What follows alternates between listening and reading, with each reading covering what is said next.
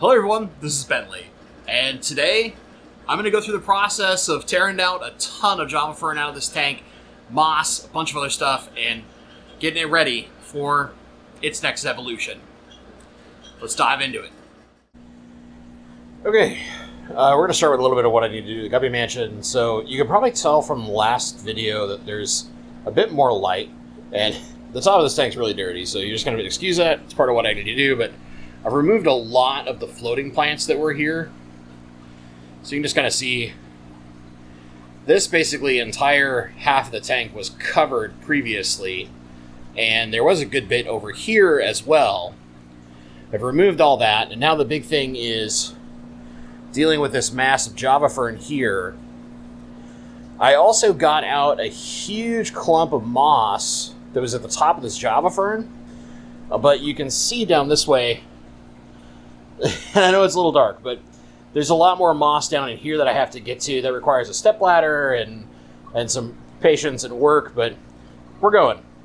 Okay, so a little update.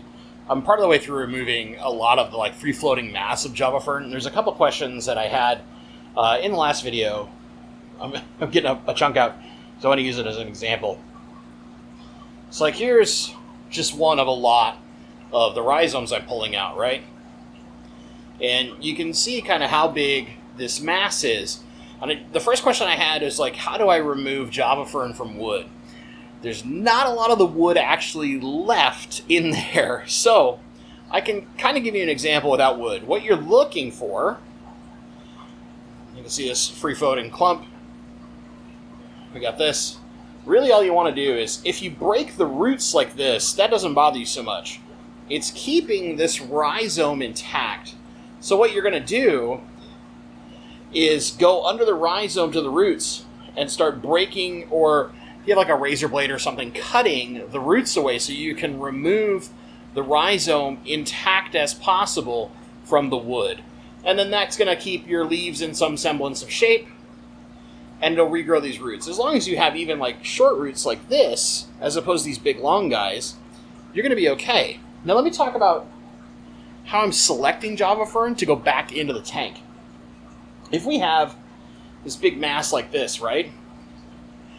You can see we've got some of it in, not so great shape. It's older, it's maybe got picked on by plecos, or just wasn't the newest growth, so it has some growth deficiencies to it. There's leaves, holes, stuff like that, right? And then you have these leaves like this that are in great shape. So what we do is we lightly pull apart the rhizomes in the way that they're going to let us remove them. So when they're not one solid mass, to get down to the pieces we want. Now you can do something like teeny tiny pieces like this, right? This little bitty rhizome, and I'm using cholla wood again, and you can insert these rhizomes so that just the leaves are coming out of the holes of the cholla wood.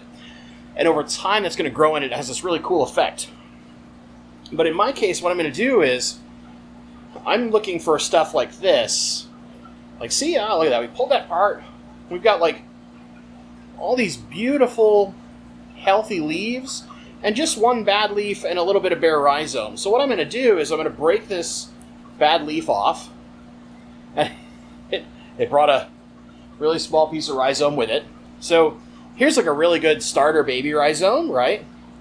And then here's a slightly bigger one that has really good healthy foliage on it. And if we want to, we put this in my saber pot over here. If we want to, we could further break this down, because we've got a lot of bare rhizome over here we don't necessarily need. We could just break that off with your fingers. You could use scissors. And we just look at it. Now we've got this nice, pretty clean. We would just break this big root off. And this is ready to attach to a new piece of wood. So I'll put this in my saver pile. And this is going to be one of the pieces I'm going to use. And you could do that further, right? You could keep looking. Basically, you want to make sure you have at least two. So you can even see here, you got one bad leaf we could remove.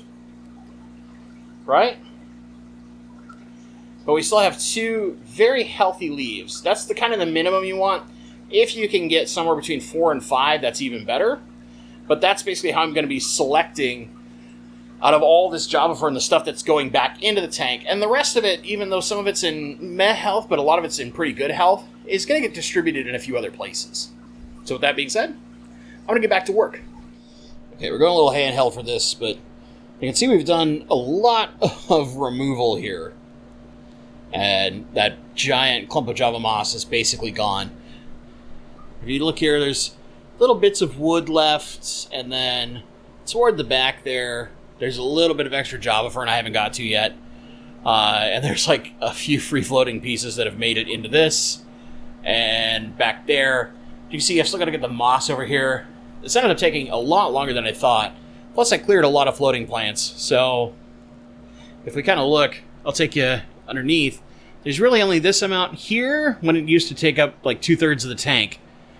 So, pretty good removal. It just took way longer than I thought. AKA, this might get broken up into a couple videos because it's just taken so long. Let me show you, though, what's left of the wood. Other than those couple little pieces in the tank, this is it. So these were huge branches of cholla, and you can see there was 3 main branches that came off, so it kind of was like a claw almost. And this is parts of those remaining branches. There was one other small piece that got moved to another tank, and when we get to the Fisher tour, you'll see, and I'll talk about that. But you can still see the back end of this branch is still pretty big, but the rest of it's just deteriorated away so much. So I'm letting that dry out. If you want to get an idea of my selection process, right? Let me bring this over here towards some light. That container, now it's really condensed, is all of the new starts, like the healthiest, best I could find. And there was a lot, to be fair. But this is all the stuff that is going to be the new stuff that goes on all the new wood. And it's temporary home, which the Java Fern will hold out for a bit. So we'll just kind of troll around. You can see all the guppies.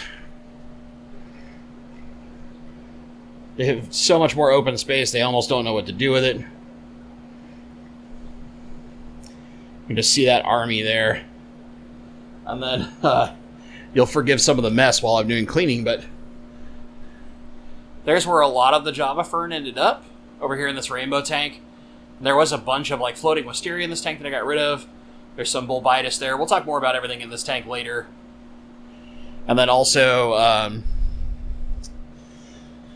there's 2 really big clumps of Java Fern that ended up in with my Wabenmuster breeding colony. So we'll cut it here. We'll go to my face, and we'll end this thing out. That took a lot longer than I thought I was going to. And, I mean, you can see I've still got work to do on this side of the tank, but the main clump behind me is gone. You can see up here what's left of the wood. This is going to end up being a 2-parter. So we got a lesson in some Java Fern stuff, and how my old piece of cholla wood got absolutely demolished.